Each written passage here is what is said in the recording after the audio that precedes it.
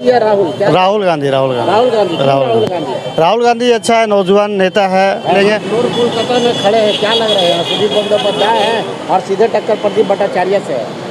अभी कांग्रेस कांग्रेस का पीएम किसको देखना चाहते हैं, राहुल को या मोदी को? राहुल को। जाहिर सी बात है, राहुल को इंडिया का तो प्रदीप भट्टाचार्य। आप किसको वोट करने वाले हैं? मैं तो भाई इंडिया गठबंधन के साथ में हूँ। हाँ। मेरा राय जो रोजगार देगा, प्रदीप जो भट्टाचार्य हैं। जी क्या उनको- वो अच्छा कैंडिडेट है। देखिए वो पढ़ा लिखा आदमी है, बंगाल के राजनीति में सबसे साफ छवि का नेता है। उससे हमको नहीं लगता कि कोई सीनियर लीडर और उतना साफ छवि का लीडर उत्तर कलकत्ता में जितने भी लोग हैं, ये सारे लोगों में सबसे साफ छवि का नेता और सबसे मजा हुआ नेता प्रदीप भट्टाचार्य हैं, जो पेशे से प्रोफेसर भी रहे हैं। तापस राय तो बीजेपी के, उनको नहीं देंगे आप, लेकिन यहाँ पे तो सुदीप बंदोपाध्याय भी अच्छे कैंडिडेट है। देखिए सुदीप बंदोपाध्याय अच्छे हैं कि खराब है, उनका तो 15 साल का तजुर्बा लोगों के पास में है। अब ये लोगों को डिसाइड करना है कि देखिए मैं शुरू से एक बात बोल रहा हूँ, ये इलेक्शन सेंट्रल का है और केंद्र में लड़ाई एनडीए वर्सेस इंडिया है। तो आपको चूज़ करना है कि आप इंडिया के साथ में हैं कि एनडीए के साथ में। तो क्या ममता बनर्जी इंडिया के साथ नहीं है क्या? ये तो सर 42 पर 42 कैंडिडेट उनका भी लड़ रहा है, सीपीएम भी लड़ रहा है, कांग्रेस भी लड़ रहा है, तो कौन किसके साथ है ये तो आप किसी को बताने का ज़रूरत नहीं है। लोकसभा चुनाव का चुनावी यात्रा जारी है और आइए मिजाज जानने की कोशिश करते हैं कि 3 चरण के बाद चौथा चरण में क्या होने वाला है चौथा चरण में। और आइए यहाँ का मिजाज जानेंगे, नॉर्थ कोलकाता का खासकर मिजाज जानेंगे लोगों से कि मोदी या राहुल। दूसरी तरफ जो है यहाँ की नॉर्थ कोलकाता में बता दूँ, सुदीप बंदोपाध्याय या प्रदीप भट्टाचार्य या तापस राय, तीनों में कौन लोग किसको क्या पसंद कर रहे हैं, आइए उनसे जानने की कोशिश करते हैं। देखिए लड़ाई यहाँ देश में अभी राहुल गांधी का ही समर्थन पूरा लोग कर रहा है। उत्तर कलकत्ता का हम लोग भी वोटर हैं, तो हम लोग भी राहुल गांधी को ही सपोर्ट करेंगे, क्योंकि बीजेपी 10 साल से जो हाल किया है देश का, खास कर करके हम लोग जैसा नौजवान का, टैक्सी वाले हम लोग हैं, गाड़ी वाले लोग हैं, तो हम लोग का रोज़गार का ये अवस्था बहुत ख़राब है।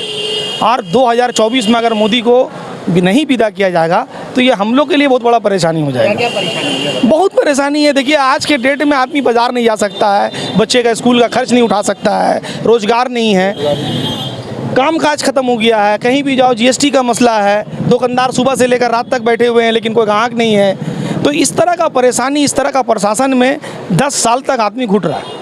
अब और आगे कितना दिन घुटना है, इसके लिए ये इलेक्शन हमको लगता है खास कर करके उत्तर कलकत्ता नहीं पूरा हिंदुस्तान के जितने भी लोग हैं उनको ये चीज़ जहन में रखना चाहिए। खास करके गरीबों की सरकार चुननी होगी जो गरीबों के हक में बात करे। जिस तरह से दीदी ने 1000 का दावा किया है, उसी तरह राहुल गांधी ने भी सुना है कि 1 लाख रुपया हर गरीब परिवार की महिला को मिलेगा, तो ये तो बहुत बड़ी बात है। देखिए पीएम इसलिए बनेंगे, उन्होंने संघर्ष किया, हम लोगों ने देखा उनका भारत जोड़ो यात्रा, उसके बाद दूसरा वाला यात्रा, ठीक है, लोगों के अंदर में एक इम्प्रेशन, लोगों के अंदर उनके आंखों में एक चमक लगा, सच्चाई लगा, वो आदमी सच बोल रहा है, पढ़ा लिखा है, उसको परख है और देश की सबसे पुरानी पार्टी का वो नेता है।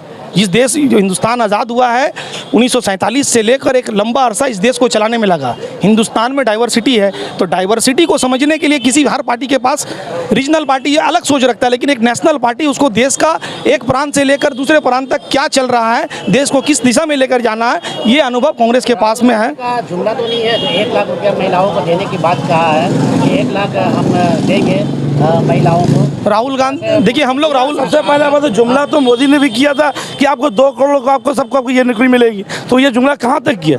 15 लाख कितना तक का किया है, लेकिन अभी तक तो आया है नहीं आया।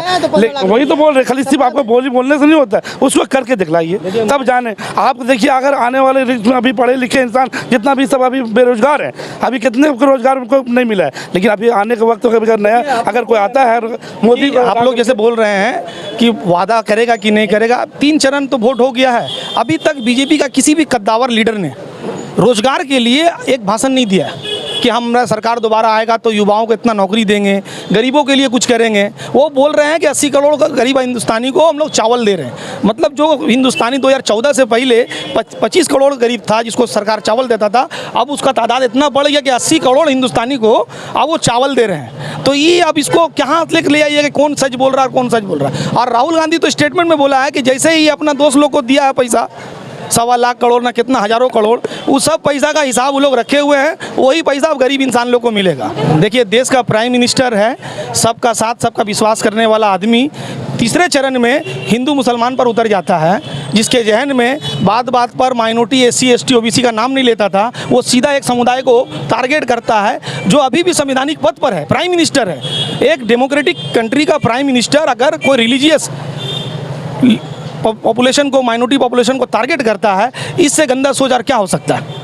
आप विकास का बात कीजिए, उन्होंने 5 गारंटी दिया, आपने 5 गारंटी दिया, आप 5 गारंटी कैसे पूरा करेंगे, उन्होंने क्या करना है, उन्होंने तो दावा दिया है, प्रेस रिलीज जारी की, कहा कि पूरा गरीबी हम खत्म कर रहे हैं। देखिए, गरीबी तो राहुल गांधी आने से नो डाउट कि खत्म होगा, क्योंकि देश जितना पीछे चले गया तुरंत तो खत्म नहीं होगा, लेकिन मोदी जी तो पूरा गरीबी को खत्म करने का इंतजाम कर दिए हैं। कोरोना वैक्सीन लगवा दिए हैं, वो राम को भी लाए हैं, अब राम से मिलवाएंगे भी सबको, नहीं समझे हैं।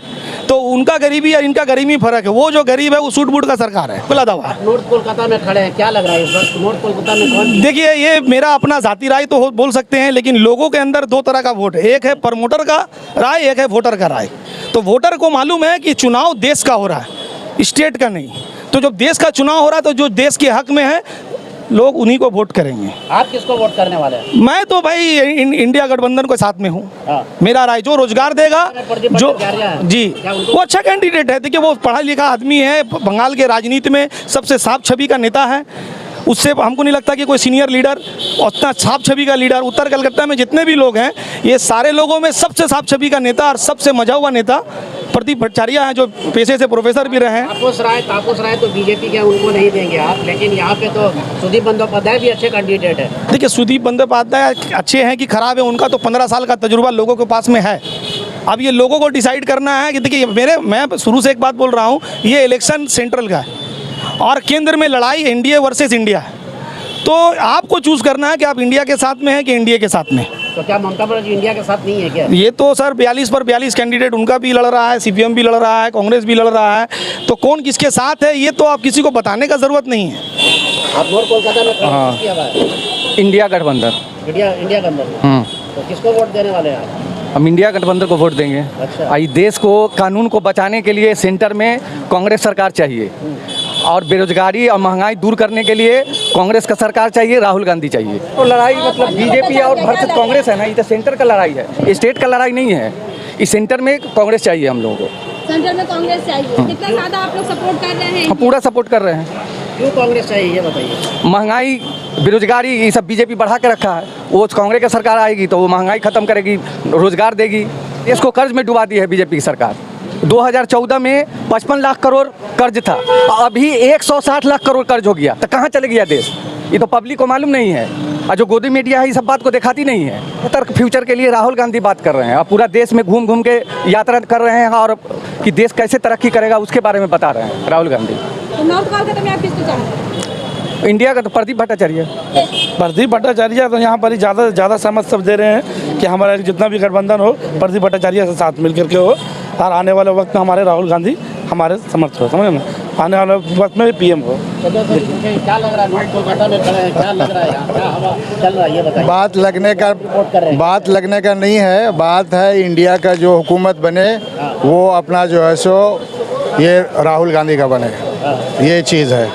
उनका बनने से हर चीज़ मतलब जो है सो इंडिया के लिए फ़ायदा होगा। किस तरह का फायदा होगा? हर एतबार से, जी हर एतबार से फ़ायदा। मगर मोदी जी तो बार-बार कह रहे हैं कि देश की उन्नति की है यहाँ पे। नहीं, उनका हकीकत में वो तो दुनिया भी जानता है पूरा कि उनका सिर्फ बात है, लोगों को बोलना जानते हैं, लेकिन उनके अंदर में कुछ है नहीं। तो मंदिर तो बनवाया उन्होंने।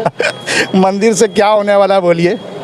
वो जैसा लॉक था और खुला था, उससे क्या हुआ? मुसलमान लोग उसको एक्सेप्ट कर लिया ना, हुकूमत का बात, चाहे वो गलत था या सही था, लेकिन उसको एक्सेप्ट कर लिया। चलिए ठीक है, हुकूमत ने ये फैसला किया, कोर्ट का फैसला था, उसको किया, सही वो गलत, लेकिन ये तो दुनिया जब तक कायम रहेगा तब तो वो मस्जिद का जगह मस्जिद ही रहेगा, ये तो तय बात है। अब ज़बरदस्ती कुछ कर लिए हटा दिया, वो सब फजूल बात है। हुकूमत से 3 तलाक का क्या मसला है बोलिए? कोई बात है? कुछ भी नहीं है। जो कानून है मुसलमान का कानून, इस्लाम का कानून है, वो रह के रह गया।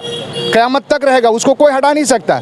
ये इसमें पॉलिटिक्स आकर के ये कर दिया वो कर दिया, वो फजूल बात है। मोदी जी का एक ताज़ा तरीन इंटरव्यू हुआ है जी। अभी, उन्होंने कहा है कि यूसीसी लागू करेंगे और वन नेशन वन इलेक्शन भी हम लागू करेंगे। चल रहा क्या? भाई वो पीएम है ना, वो पीएम है, कुछ भी लागू कर सकते हैं। ज़बरदस्ती का मामला कुछ भी हो सकता है। जब आपके पास पावर है तो आप कुछ भी कर सकते हैं, लेकिन आप पब्लिक को तो नहीं देख रहे हैं ना। आप अपने मर्जी से जो कुछ भी कर दीजिए। नहीं नहीं, ये 100% इंडिया को करेंगे। क्यों करेंगे? एनडीए को कोई पूरा हिंदुस्तान में कोई सपोर्ट नहीं कर रहा। जो उसका सपोर्टर है वही करता है, और सब ब्लाइंड फेथ करके रखा है जिसको वही करता है। हकीकत में जो इंसाफ पसंद है वो कोई भी नहीं सपोर्ट करता, चाहे वो हिंदू हो चाहे मुस्लिम हो, कोई नहीं सपोर्ट करता है। वो गलत चीज़ है। पीएम किसको देखना चाहते हैं, राहुल को या मोदी को? राहुल को। जाहिर सी बात है राहुल को इतना तो देख रहे हैं। पीएम को देखा है इतना दिन, आपका जो है सो नरेंद्र को देखें, क्या हुआ? नरेंद्र मोदी जी कुछ भी नहीं कर पाए। एक बार इस बार जो ज़रूरी जो है सो हम लोग का आना चाहिए, वो अपना राहुल गांधी को आना चाहिए। देखिए 400 पार का नारा का मकसद 400 पार वोट का नारा नहीं है। ये इंडिया के पब्लिक को समझना चाहिए हमको कि 400 पार मतलब जितने भी चीज़ के दाम है सब 400 पार हो जाएगा। तेल का, डीजल का, अनाज का, जैसे कि मोदी जी आके हर चीज़ का दाम को बढ़ाएं। जो बोले थे अपने वादे पे कि महंगाई को कम करेंगे, गैस को कम करेंगे, तेल को कम करेंगे, कोई भी चीज़ एक भी कम नहीं हुआ, सब आसमान छू गया प्राइस को। डीजल पेट्रोल में तो 1 रुपया कम किए हैं मोदी जी। देखिए अगर किसी चीज़ को अगर हम 20 रुपया बढ़ा के 1 रुपया कम कर देते हैं उसको कम नहीं बोला जाता है। ठीक है, आप तो 19 रुपया ऑलरेडी बढ़ा दिए, तो फिर ये कहाँ से हुआ 1 रुपया? ये नहीं। ठीक है, तो इसके लेकर के देश में जो भी वादा किए थे मोदी जी आने के कि 2 करोड़ नौकरी देंगे, कोरोना के बाद 2 करोड़ क्या काफ़ी करोड़ का नौकरी चलेगी। ठीक है, एडुकेशन का मामला आज ठप हो चुका है। ठीक है, सिर्फ हिंदू मुस्लिम का लेकर के वोट हो रहा है और कुछ नहीं हो रहा है। इसके अलावा देश का उन्नति या तरक्की का लेकर के कोई बातचीत नहीं है। ये लड़ाई तो ये 2 ही आदमी का है, या तो बीजेपी या तो कांग्रेस। तो बेहतर इसी में मेरा अनुरोध है सभी देशवासियों से कि कांग्रेस को जिताए, हाथ को मजबूत करे। नॉर्थ कोलकाता की बात करें तो यहाँ पे सुदीप बंदोपाध्याय। देखिए यहाँ पर लड़ाई तो सब बराबर की है, इसमें तो बोल नहीं पाएंगे कि कौन जीतेगा हारेगा, पर मेरा यही विश्वास है कि हाथ को मजबूत करना ज़्यादा बेहतर है। क्योंकि मेरा स्टेट का इलेक्शन नहीं है, ये लोकसभा का इलेक्शन है, सेंट्रल का। तो सेंट्रल में 2 ही लड़ाई है, कांग्रेस या बीजेपी। कांग्रेस आने से बहुत अच्छी होगी। मोदी देखिए बेहतर तो राहुल गांधी है, इसलिए कि गांधी परिवार ने जो अपने कुर्बानी दिया देश के लिए, इंदिरा गांधी, राजीव गांधी, वो अभी तक किसी भी नेता ने, किसी भी पार्टी ने नहीं दी। या राहुल क्या? राहुल गांधी राहुल गांधी अच्छा है, नौजवान नेता है। मोदी जी तो सब लोगों को भ्रष्टाचार में फंसा दिया है। अब उसके बाद में अभी जितने भी नेता दूसरे पार्टी से जो आता है, ये उसमें फंसाया जाता है कि ये इसमें मामला में फंसा हुआ है। अब वही नेता बीजेपी के साथ जाता है तो बिल्कुल साफ़ सुथरा छवि हो करके आ जाता है। तो ये मोदी चीटर है, प्रधानमंत्री है लेकिन चीटर है, बोलता कुछ है करता कुछ है। ठीक है, तो अभी इस ज़माने में अभी राहुल गांधी को ही ज़रूरत है। बस ये राहुल गांधी पसंद। 400 का पार बहुत भारी पड़ेगा उसका। ये 200 पार करेगा कि नहीं उसका गारंटी नहीं है। ये 400 पार तो बहुत बड़ा बात है। मगर मोदी जी की गारंटी यहाँ पे देकर गया। गारंटी वो तो चोर है ना, वो कुछ भी बोल सकता है।